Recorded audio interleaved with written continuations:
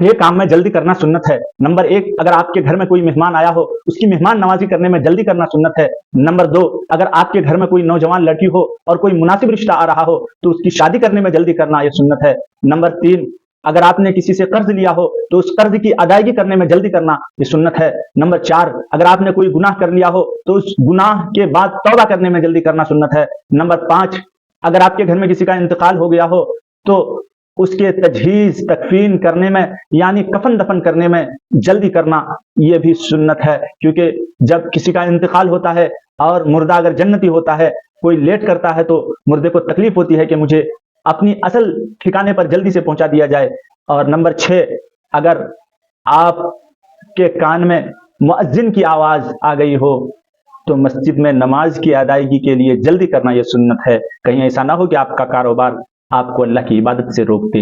ये 6 काम ऐसे है जो जल्दी करना सुन्नत है। वैसे जल्दी करना किसी काम को ये शैतानी काम है, मगर ये 6 काम ऐसे है जिसको अल्लाह के नबी ने जल्दी करने का हुक्म दिया है। अल्लाह